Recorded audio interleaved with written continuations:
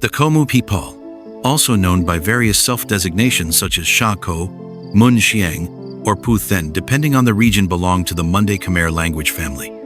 From the banks of the Nurm Nun River to the slopes of Siang Kuang in Laos, the footprints of the Khmu trace a history of small but enduring migrations across the Indo-Chinese landscape.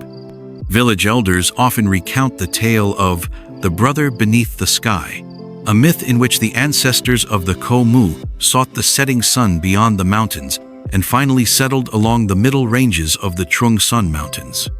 Linguistic evidence and shared ancestry with Khmu communities in northern Laos further affirm this common root. The name Khmu, Manmiao, appears sporadically in Qing dynasty texts.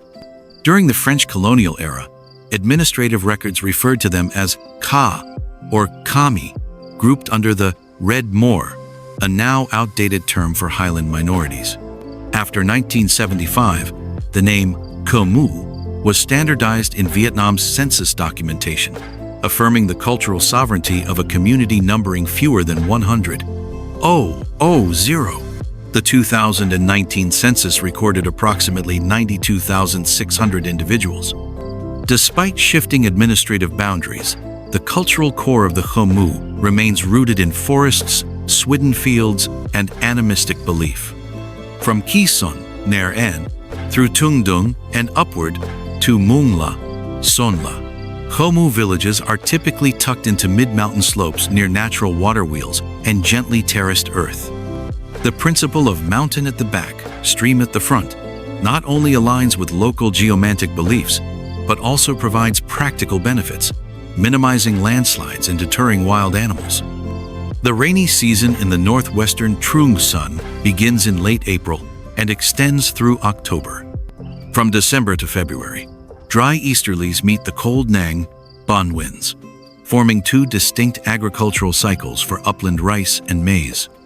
The Khmu agricultural calendar is aligned with the lunar phases. Before clearing new swidden fields, village elders examine snail shells, wild chicken livers, and the blooming of bunglung trees.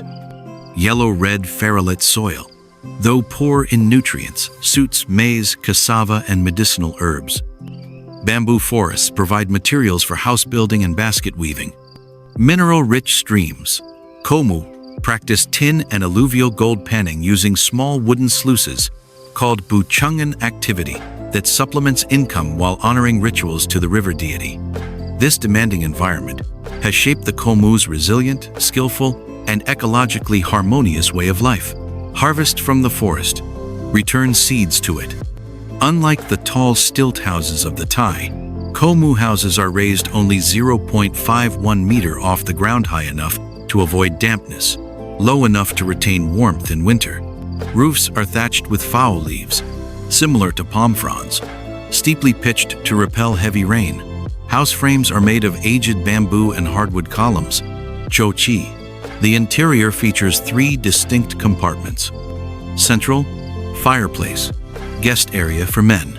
Notable items include a 3-stone hearth and rice basket racks. Left, sleeping quarters for the couple. Notable items include a small loom and rattan baskets for fabric. Right, sleeping space for children and elders. Notable items include a hide drum and kenbei mouth organ. Outside, seed jars woven from forest vines are often hung, believed to be protected by the soul of rice for future harvests. Khmu women wear deep indigo-dyed skirts with red fringes. Their short blouses feature round collars and narrow sleeves embroidered with wavy motifs called gecko grass. Accessories include red sashes and headscarves stitched with white coral buttons. Men wear straight-leg indigo pants, and a one-shoulder cloak, za ka ceremonial headgear, is adorned with agate beads. Silver hoop earrings with glass bead strands represent the dew of the mountains. Boiled young corn, mountain spring water, and golden ant salt.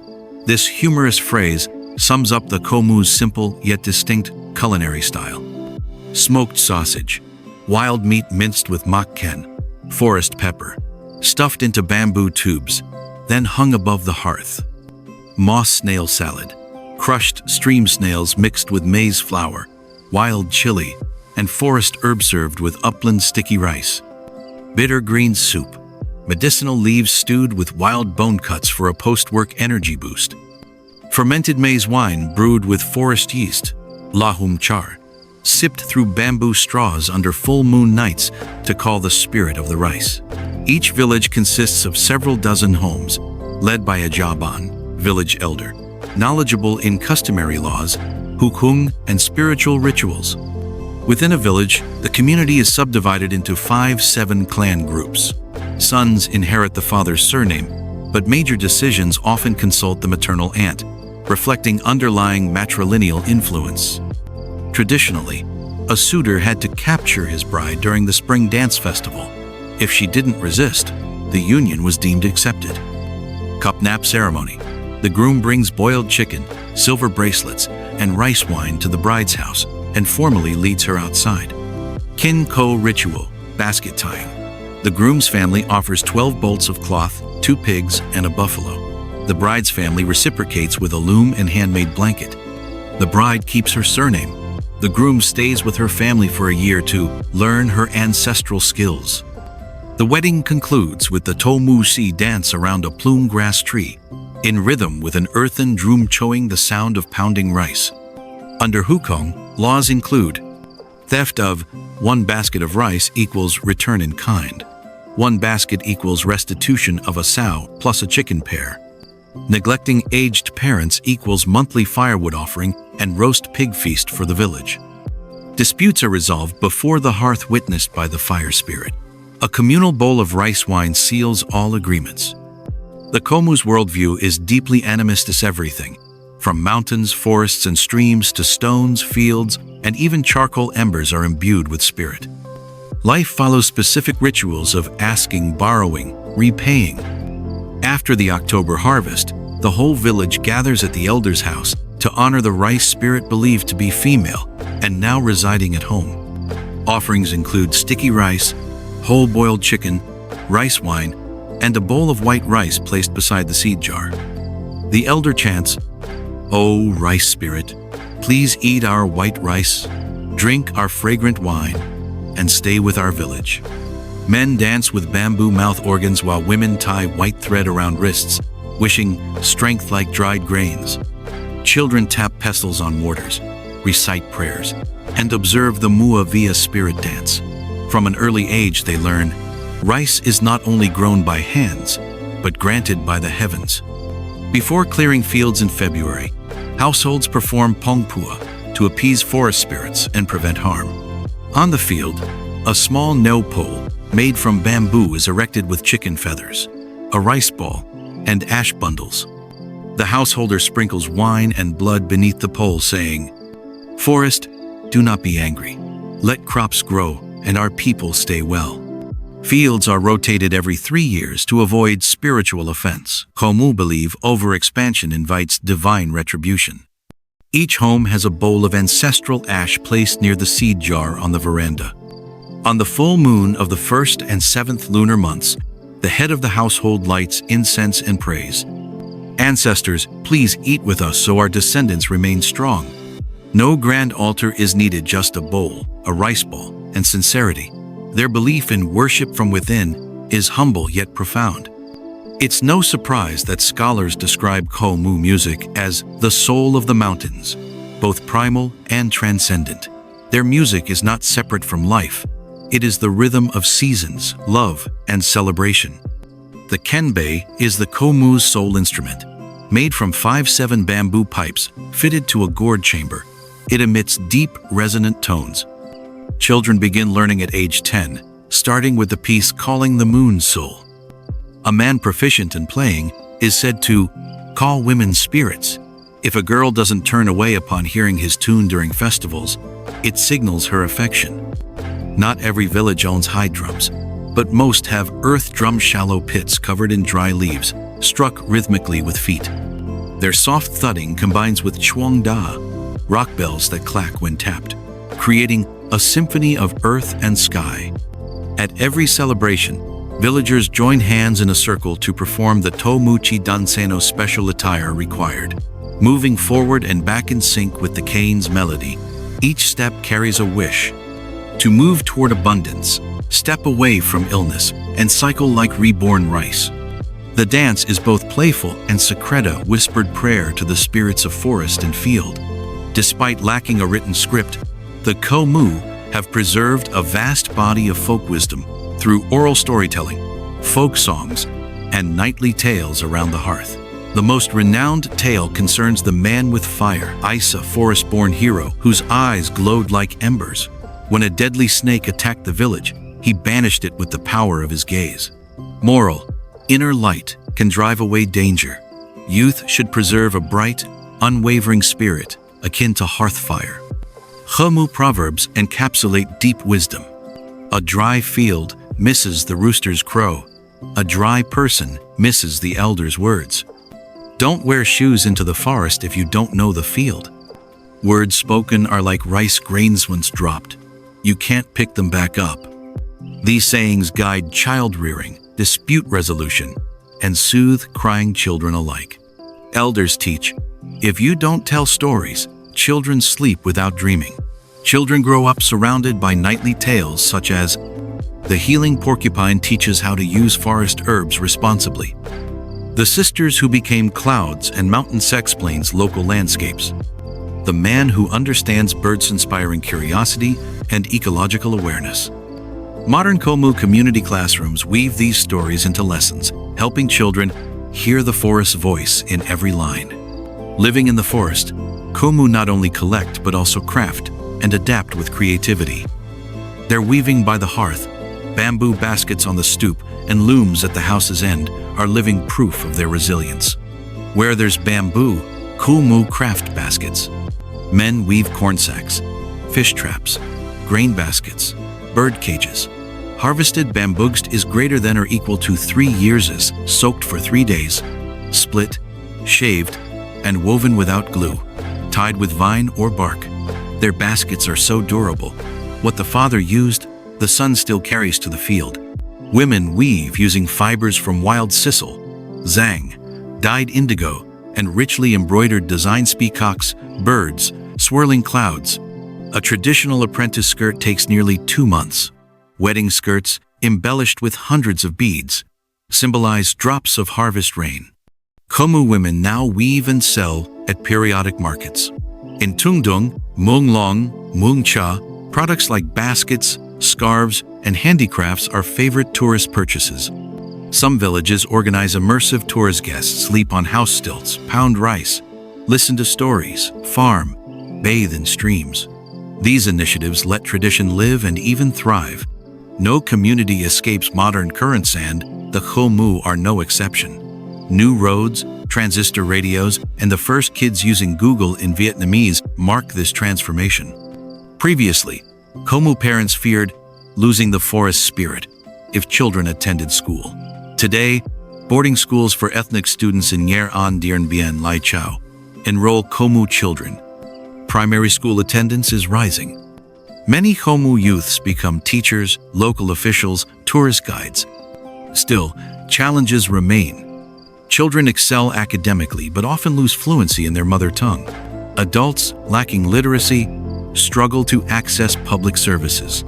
Education is a bridge but wielded carelessly. It can sever cultural roots. Many young Khmu head to cities working as laborers, delivery drivers, and return only at TED. They bring back smartphones, trendy clothes, mixed language speech, and even kin or Thai spouses, adding new flavors to village meals. Some never return. Elderly remain, grinding rice quietly. Yet others return, opening homestays, practicing organic farming, teaching the mother tongue. Migration isn't loss, it can be renewal. In villages like Chiang Mai, Tungdung, Hoi Moi, Điện Biên, Hoi En, Lai Châu, community-run homestays thrive. Guests stay in stilt houses, guided by women in traditional dress. Elders retell folklore in Khmu with translation. Children gift handmade crafts. Tourism fosters pride, income, and cultural continuity. From cornfields on the Trung San slopes to digitized villages, Khmu people enter the 21st century with a clear philosophy: learn, but don't lose themselves. They adopt new tools: mechanical tillers, 4G, waste sorting yet still keep ancestral ash bowls, blow pipes at weddings, hang seed baskets. Fluent Khmu speakers are increasingly aged over 50. Folk tales and customary law are no longer spoken nightly. Youth avoid traditional dress out of fear of ridicule. But when tourists weep hearing "man with fire eyes," when a child begs, "Tell me the rest, Grandma," the wind of culture still blows. A Khmu proverb states, "A long journey begins with steps on one's own land." Preserving culture isn't about freezing villages in time. It's about keeping their spirit alive in a modern form. All of us, those who stay, those who go, Khmu or admirers, can help. By listening, recording, telling, by honoring the sound of the horn at night, a bowl of field rice, a bamboo basket by the stilt house.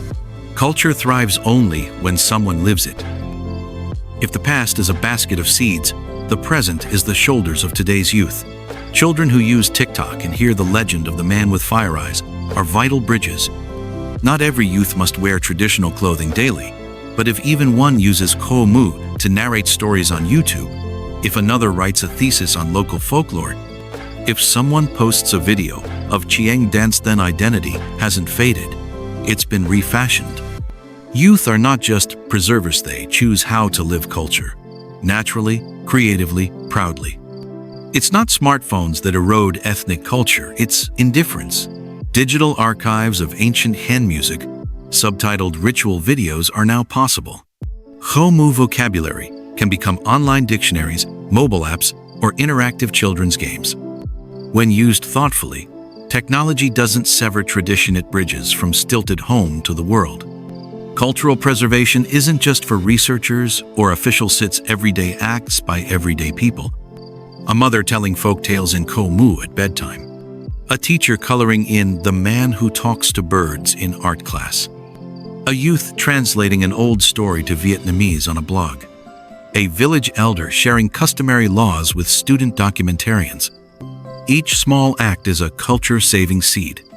If you read this and recall an old tale, a childhood meal, a grandmother's wavering song, that's already a step on a long path to preserving community spirit.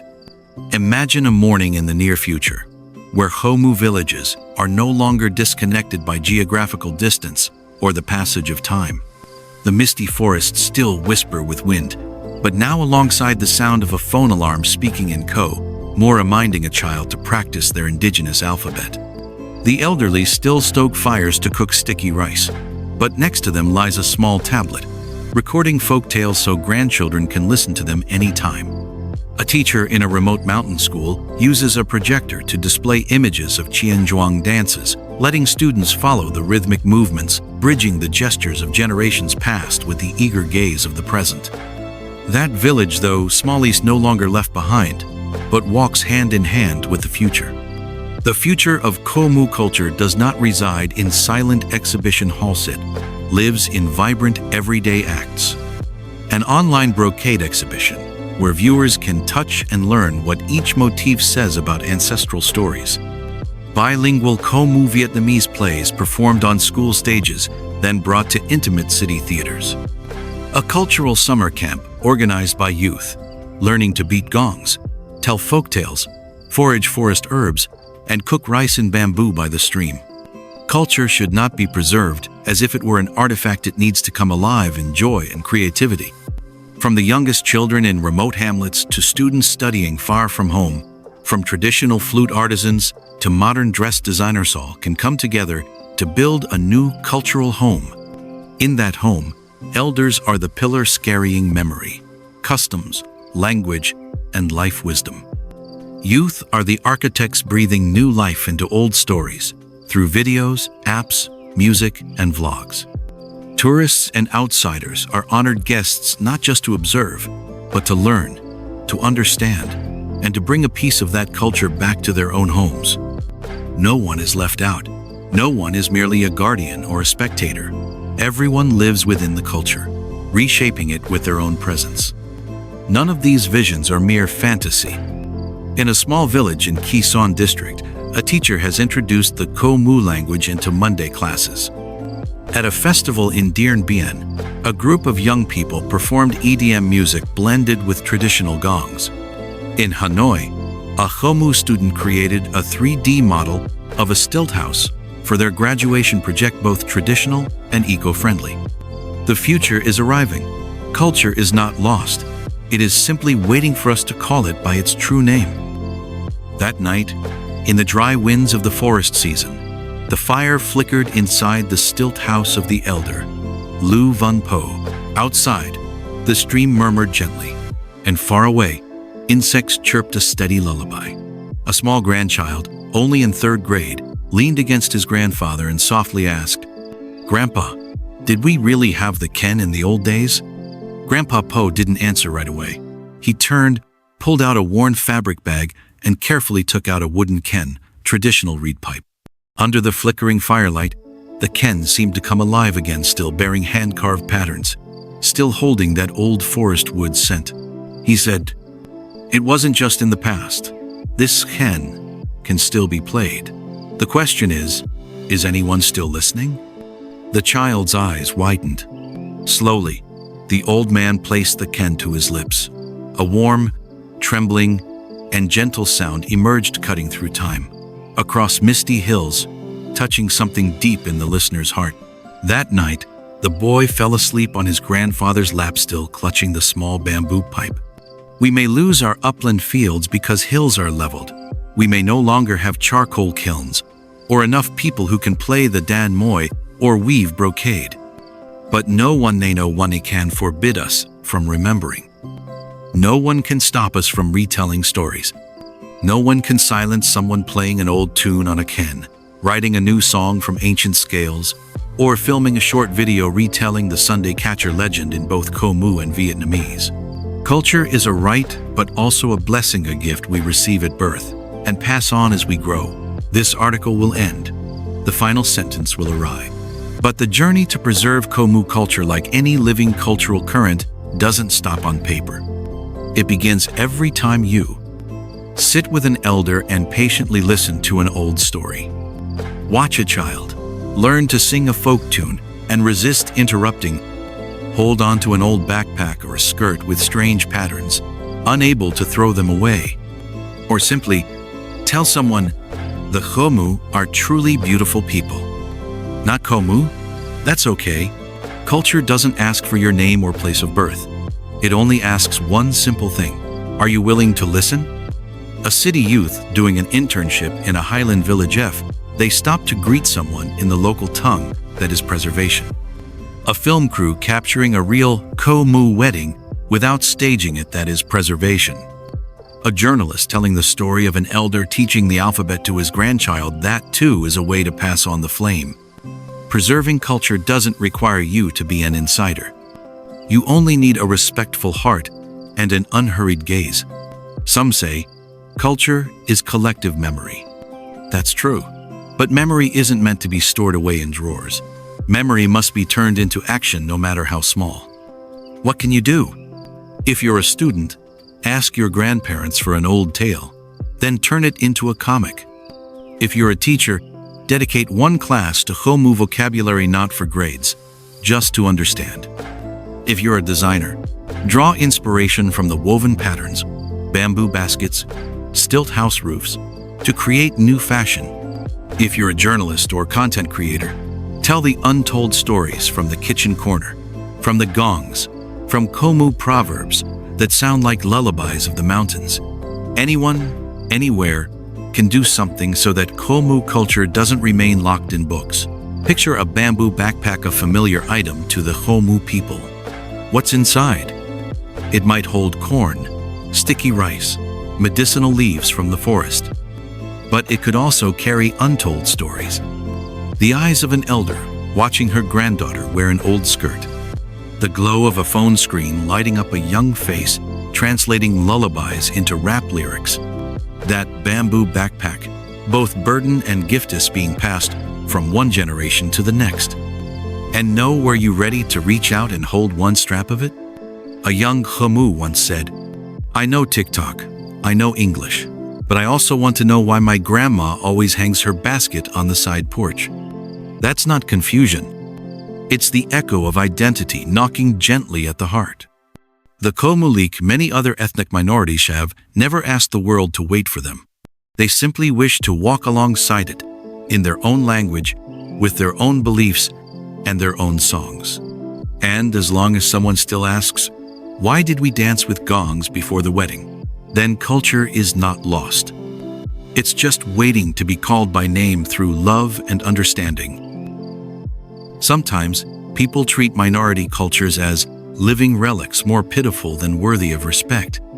But the Khmu do not need pity. They need dialogue. They need recognition.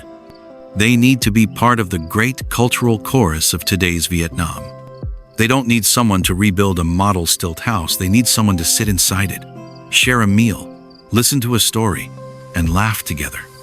They don't need grand, noisy festivals. They need moments of quiet, so the sound of the hen, the beat of the gongs, isn't drowned out.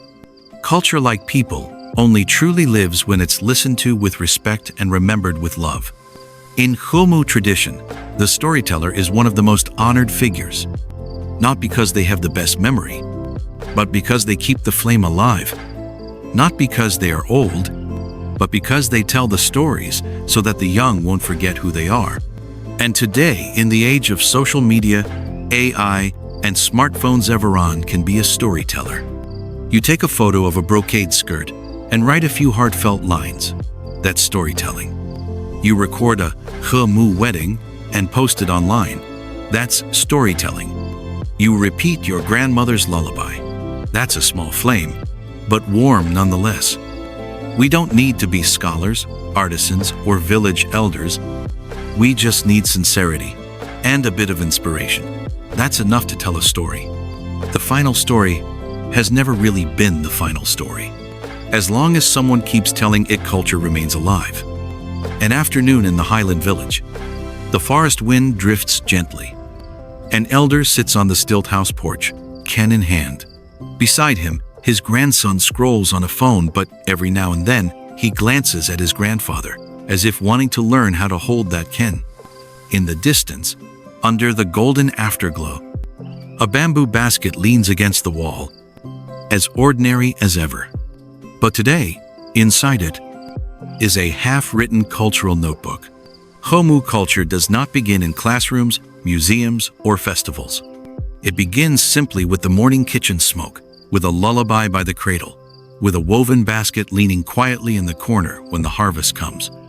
The family is the first place a child learns to call their ancestors in their mother tongue, to show respect when stepping into a stilt house, to understand why a bowl of white rice must be placed in the center of the altar offering. If the family forgets to tell these stories, the child will only remember phones, Wi-Fi signals, and strange sounds from the city streets. But if every night a folktale is told in Khmu, then memory lives on, and culture hasn't gone anywhere.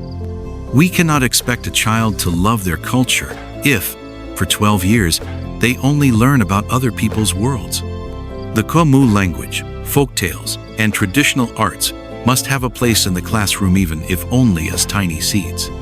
It's encouraging that places like Khe Son, Mung Cha, and Tung Dung have started bilingual education programs where students learn both the national script and their native tongue. But there are still many classrooms where teachers don't know Khmu, and students feel ashamed to speak their home language. Imagine if every classroom had a small corner called My Identity, where a traditional dress is hung, a hand-drawn map of the village is pinned, and a handwritten folktale from grandma is bound into a simple book. Then school would no longer feel like a place where culture fades, but become a garden where memories bloom. An elder who can still tell stories in Khmu is a living library. A grandmother who remembers the harvest blessing chants is an eternal recording, no microphone needed. But these archives are disappearing not from decay, but from neglect. Young people often say, "I don't understand grandma's words." But if you don't understand, why not ask? Why not record her voice, take notes, and ask someone to help translate later? There are things that only she knows. If you don't ask today, there may be no answer tomorrow. Efforts to preserve culture will always be fragmented without strong support from local governments and the media. A language preservation project only works if it has long-term funding and coordinators who truly listen to the community. A television feature only holds meaning if it does more than show people dancing for the camera but also tells the story behind it. Why do they dance? And why does no one dance anymore? A social media page could create a village culture series, sharing small stories, capturing vivid details, a handmade basket, a sacred stone, a lullaby. Only then will culture not be set apart but breathe as part of the nation's shared life. In the end, culture is not just something the Khmu preserve for themselves. If it remains enclosed, it will eventually dry up. Culture must be shared, spread, and creatively transformed in respectful ways. A designer incorporating Khmu patterns into an ao dai, a singer blending the sound of the khen into modern music, a university offering courses on minority cultures. In those moments, culture is no longer someone else's. It belongs to all who choose to cherish it. A tree lives because of the wind. Culture lives because someone remembers, preserves, and retells it. At an elementary school in Nermtip Commune, Khe Son District, Nghệ An, there's a special class. Every Monday morning, instead of singing the national anthem in Vietnamese, students sing it in Khmu. After that, the teacher helps them practice a simple phrase in their mother tongue. For example, "Hello, Grandma, na piama," or "The rice is delicious, ong piler ho." It's just 15 minutes a week, but the results speak volumes. Children gain confidence speaking Khmu with their grandparents. Parents are moved to see their children not forgetting their roots.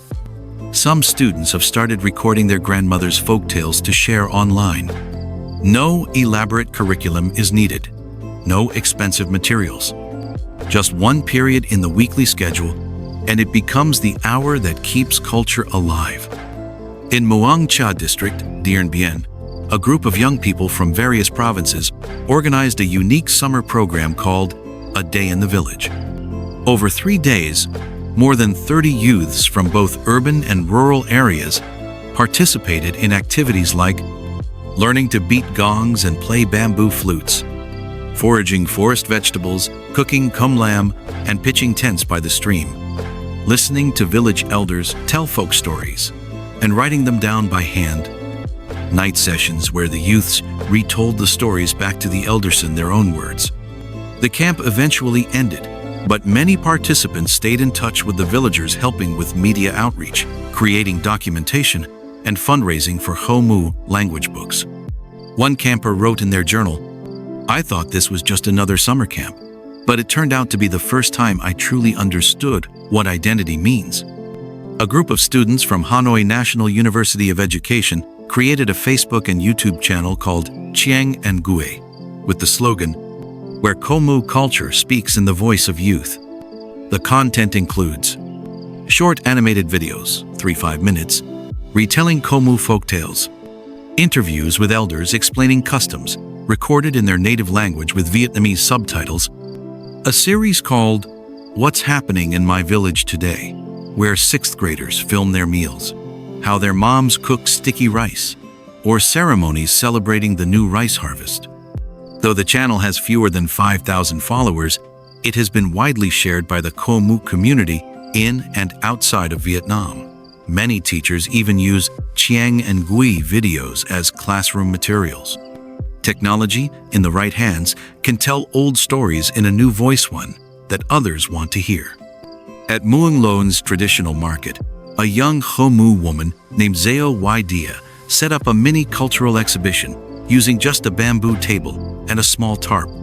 On that table, she displayed her grandfather's old Ken bamboo, wind, instrument, a bilingual handwritten book of folktales, a woven basket that had passed through 3 generations, a piece of hand-woven cloth embroidered with a proverb. A dry field lacks the rooster's crow. A dry soul lacks the elder's words. She didn't sell anything. She simply invited passers-by to look ask questions, and talk. The space was tiny, but every visitor walked away with a story. She was later invited by district officials to speak about cultural preservation not as a researcher, but as a living keeper of tradition. 1 square meter may not be enough to build a house, but it can be enough to rebuild the memory of a people. Zio y dia. One day, the stilt houses will weather under rain and wind.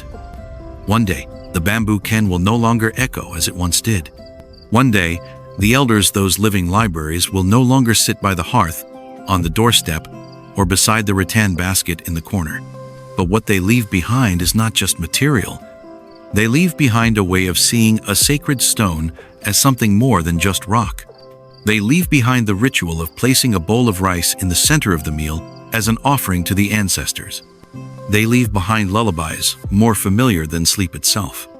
And if someone remembers, if someone continues the telling, then time cannot erase the culture. In the past, the keepers of culture were the village elders, silver-haired, soft-voiced, sitting by the fire. Today, the keeper might be you holding a phone, typing at a keyboard, uploading a video. No one demands that you memorize every ritual law. No one expects you to speak Khmu fluently every day. But if your heart stirs at the sound of the gong, if your eyes well up watching your grandmother weave, if you whisper, "Oh, we used to live like this," then you are already a storyteller. Culture doesn't need a lecture, it needs your voice, in your own way. One day, your grandchild may ask, "Grandpa, did we really live in stilt houses back then?" In that moment, don't just chuckle and say, "Yes, life was hard."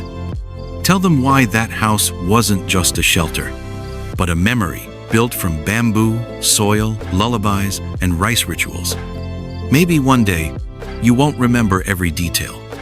But if you ever wrote a short story, filmed a video, translated a song, or kept a woven basket, then the next generation can trace their way back through what you left. Let them see not just black and white photos, but feel the heartbeat of a time that once lived. At dusk, as the sunlight fades from the mountain ridge and crickets chirp into the evening, a child sits before his grandfather in a small stilt house in a remote village. A bamboo ken rests across his knees. Beside him lies a lined notebook with shaky handwriting. "My name is Zeo Tho Lee. I am Khmu. I love my grandmother's basket. I love my grandfather's hen. I will tell the story." The words are brief, the strokes unsteady. But it is a beginning.